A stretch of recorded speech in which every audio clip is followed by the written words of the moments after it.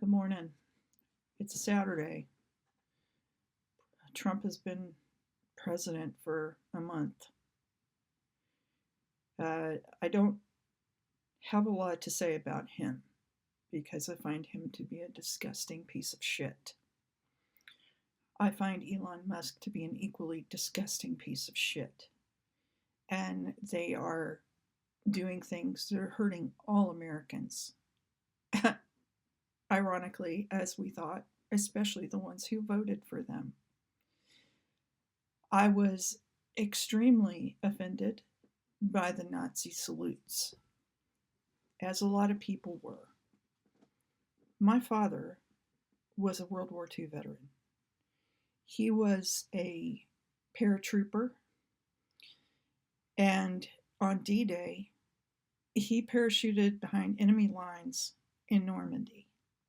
He lived through that, remarkably. He went on to become part of Patton's Third Army. If you're not familiar with General George S. Patton, I suggest you read up. And maybe you want to do some reading on World War II as well. This isn't hyperbole. We are living through Nazi America. And all of the things that Trump is doing are to create chaos and distract from what Musk is doing. Nobody elected Musk. No one foresaw this on their side. Back in 2016, before the election, I spoke to my sister on the phone and begged her not to vote for Trump. I told her then, and this is before he ever held any office, I said he is the most dangerous man on the planet. He will be a huge mistake to put in office because you won't be able to stop him. Well, in the midterms, we slowed his ass down during his first presidency.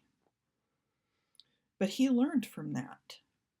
And he learned from his loss to Joe Biden, in which his supporters were incited into insurrection in Washington, D.C., and stormed the Capitol building, breaking in, going after Pence, for whom they already had a gallows erected, going after Nancy Pelosi. Fortunately, the police inside the Capitol building got our Congress people out of the way, but their offices were destroyed. People shat on their desks and rubbed it into papers and rubbed it onto the walls. They tried to kill some of the police officers who were defending the Capitol. Some of them were extremely badly injured. Some went on to take their lives later. Once you have that kind of PTSD, it's really hard to get it out of your head. My father had that kind of PTSD from fighting Nazis. As part of Patton's Third Army, he went into the Battle of the Bulge. I encourage you to also read about that. The weapons froze. The ground was too frozen to dig foxholes. My father had to fight Nazis in hand-to-hand combat, looking another person in the eye as he killed him. That stays with you. That's not glorious. It stayed with him. Likewise, he came home from that war in which at one point he had to take the body of his best friend who was dead and use it as a kind of shield on himself. He came home from that war and began drinking and became a raging alcoholic. By the time I was old enough to know what was going on, he had stopped drinking because he had developed varices in his esophagus and was throwing up blood. So instead of getting help, he just quit drinking and became what we know as a dry drunk. That means he had all the same behaviors. He was a violent man. He was a skirt chaser. He did all kinds of things to try and kill the pain inside himself. He beat my mother. He beat us kids. But I found forgiveness for him because he couldn't help it. You see soldiers coming home today with PTSD, and it's horrific. Like, we know now in this generation what PTSD looks like. We didn't so much know it back then. Dad came home with Nazi shrapnel in his neck that was never removed, and he was sent home with shell shock, which is what they used to call PTSD. So I see these people who think a war is a good thing, that it's good for the economy. And I say, there's nothing good about war. However, I believe we're about to have a revolution in this country, starting with our money, our protests, and continuing to wherever we need to get to. I'm not a person who believes in guns. I know a lot of people who have them, including my son. Lots of people are encouraging me to become armed now to protect myself.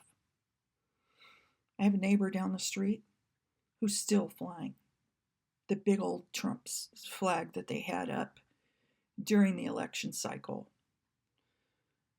They even had a flag on their fence that said, even my dog wants Trump.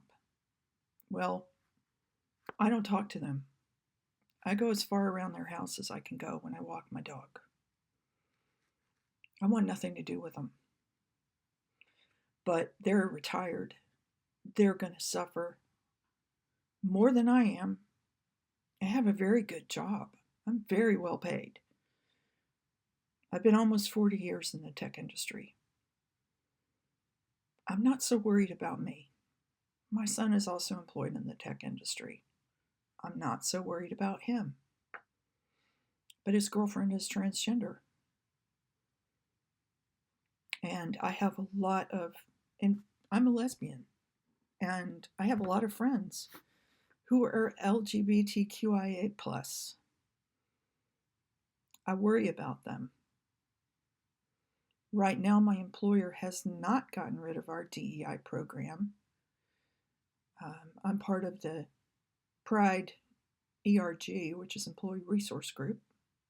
Very proud of that fact. I'm a co-chairman, or vice chairman, whatever they're calling me now. And we have a plan for if the government gets involved, because they already have come in rattling their sabers, wanting to know specific things about our security, when most of the people who have been appointed to Trump's cabinet positions wouldn't know their ass from a hand grenade. They don't know anything about security. They're letting Musk run amok. The latest thing I've heard is he's going to be allowed into Fort Knox to take a look at our gold stores. This man was not elected. This man is a South African immigrant. And it's ironic that they're deporting immigrants left and right. Most of them are not criminals. They just sent a bunch of Venezuelans to Gitmo. We know about Gitmo. Gitmo's a horrible place. My friends, I think the time has come for us to stand up, for us to take back our power. God damn it, yes, I'm a liberal. But I worry about my conservative friends too. But I don't know how they didn't see this coming. Project 2025 was very specific, and that's exactly what's being carried out now. And I say to you, don't let it happen. Stop them. Vote in the midterms to overturn the Republican majority and hamstring Trump. Fight, protest, get Musk out of there. I beg you. I live in the middle of nowhere. It's really hard for me to be out. It's really hard for me to get to a protest. I'm working all the time. But if you can get to a protest, if you can make your wishes known, I say go with this chant. No Nazis, no kings.